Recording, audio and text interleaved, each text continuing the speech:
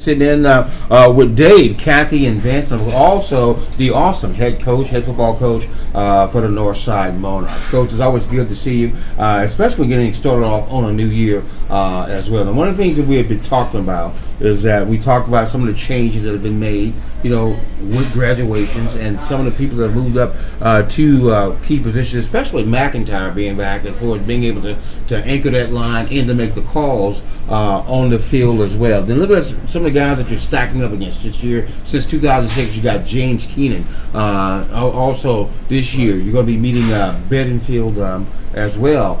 As we know, a team that loves to go to state championships, Bedingfield, even though they are in the two-way standings as well. But also, you got some familiar ones. Of course, we got Havelock. That's going to be the first home game for the Monarchs this year. But also, we got to deal with West Carteret, and of course, right up and around the corner on that new road, Planting Green Road, is going to be the Vikings of White Oak High School. Yes, sir. It's a tough conference. It's exciting to have a conference where all your teams pretty much are in your county. Mm-hmm. So every game now is kind of like a rivalry game. Havelock is always a huge game for us. Before it was non-conference game, so it was a measuring stick. We knew if we can hang with Havelock, then we'll be okay conference time. But now we've got to beat Havelock to win the conference. Jacksonville is always a rivalry game. They would test every year too. Like I said, kids know our kids.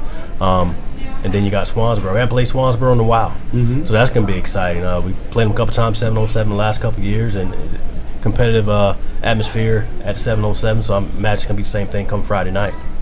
We had a discussion a little bit before the show about Havelock, which we'll see at Havelock on October 20th.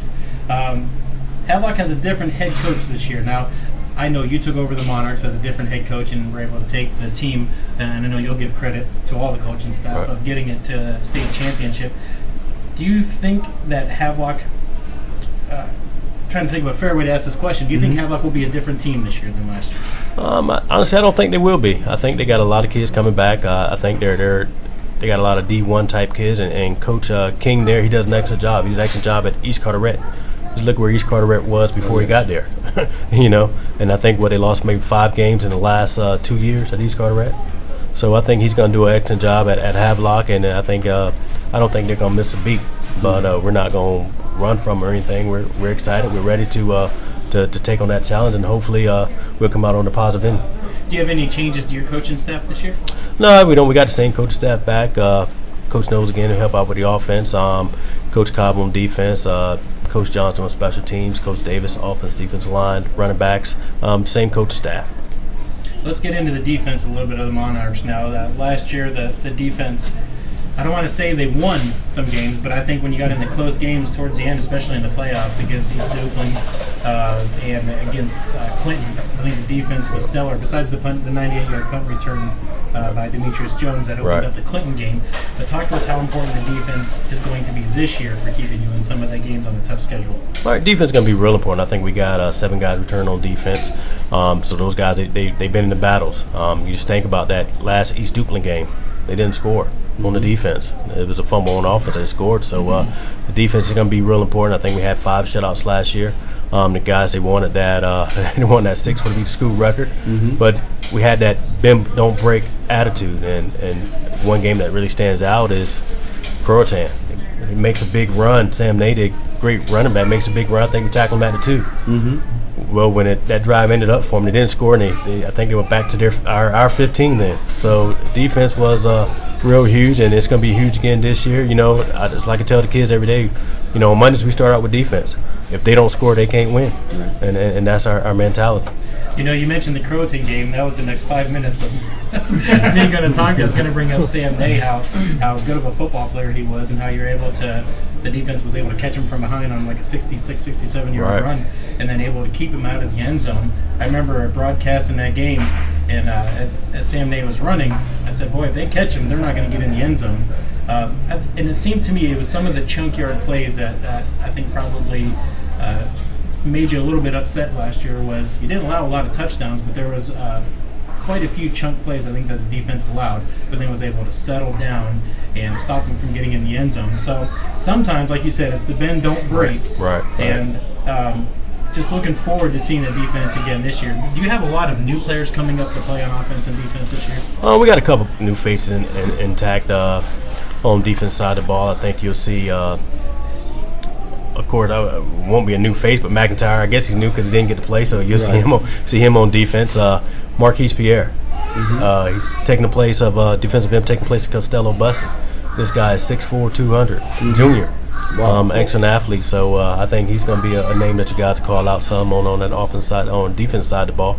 Offense side, I think one name that you'll hear a lot is Cameron Rogers this year. He's really stepped up around. He scored a touchdown in the state championship game, and I tell him all the time, that great one-handed catch, but he has that D1 capability as well, just like Demetrius and Jara. It's just up to him if he wants to show it every night. And so far this summer, he's been showing it every day, and I expect big things out of him this year. Elliot Dangerfield. Can't say enough about him. I think he's going to shock everybody. He's picked up a little bit of weight. Last year he was about 139, 140 pounds, and now he's up to 160, 163. So he picked up some weight in the off season, and he's done everything that we asked. You see on offense side some this year. You see Antoine Jones, who played middle linebacker for us, but he's going to run the ball some this year. And at tailback you see Jamari McMullen as well. So we got quite a few guys that had, I don't want to say little roles last year, but they weren't the big name that you would hear every play last year, and they're stepping up and they're ready to go. Is there a difference, because Dangerfield's a southpaw, so is there any difference having a left-handed quarterback to a right-handed quarterback if you're a receiver? It is, because the ball's spinning a little bit different to them. It's coming out opposite, but the guys, they've adjusted well.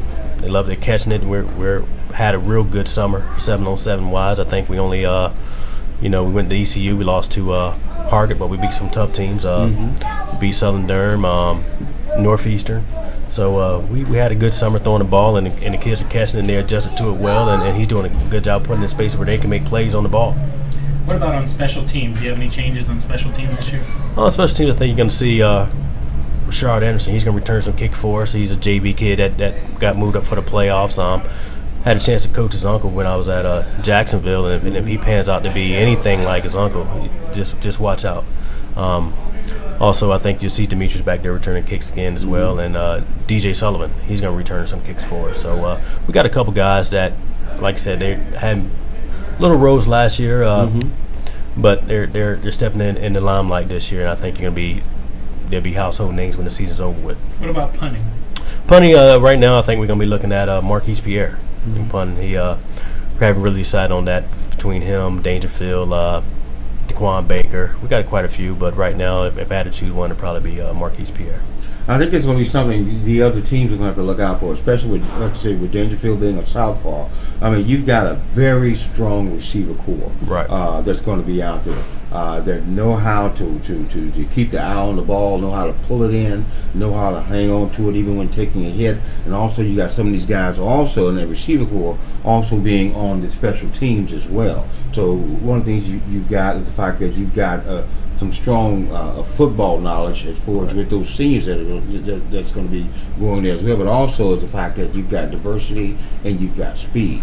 And I think that's maybe some of the things that these other teams have not seen the Monarchs do before, especially coming out with Dangerfield at quarterback, and they're going to have to themselves try to adjust to a southpaw quarterback. Right. One of the biggest things about Dangerfield playing quarterback is that he was a wide receiver. So he's putting the ball in spots where these guys won't be taking those big hits and they're getting down. And because I always said it's easier to play quarterback if you play wide receiver, because you know how it feels to get hit when the quarterback stretches you out some. So he's made all the throws, and some of the throws he's made, we get our eyes big like, wow, how did he do that? But I think it comes from him playing some wide receiver and knowing, hey, I need to put this ball in here so they won't get hit or take that big hit where they can just catch the ball and get out. Coach, I want to ask you something. Is there a little bit of strategy when you had Jonte McMullen last year punting the ball and holding the ball on the extra points? Well, one thing we thought with him punting the ball, he had an excellent leg as well, but the possibility of faking it with him. He can run it. He can throw it. He does a lot of things for us. A good example of him being the holder and just being athletic is you think back to the White Oak game. 2 bad snaps, and he picks the ball up, throws 2-point conversions to Jara. Not too many kids can make plays like that and just think quick on his feet, and he was that type of guy. And he's just all-around athlete. He's hard to replace, but we're going to try our best. He that's 3,000 yards that we got to replace on offense. So, Coach, I spoke with an official last week that officiated some of the high school games and told me that now that face guarding is allowed this year. So what face guarding is when a defensive player, the cornerback, has his back to the ball, he's allowed to throw up his arms now in the receiver's face without turning back to play the ball at all. Just want to know your opinion, if you can give it to me on that change. I'm not too crazy about it, but when you got 6'3" and 6'4" wide receivers, throw it up high enough, let them jump for it. You ain't got to worry about the face guard. That's good. It's good. I don't think there's any other rule changes. The only rule change I'm not too happy with is the blocking. Now you have to come with open hand blocking for us, like you can't crack back. I think that's going to be tough. Peel back blocks. You're going to get a lot of those calls, I think, on punt returns. And, there's going to be some games where the ref miss them, and we're going to be yelling for them to call it. And there'll be some games where they call it. And, it's just got to play as the rules change. We got to adjust to it. We got our kids adjusting to it, and we telling them. And some of them came in the other game.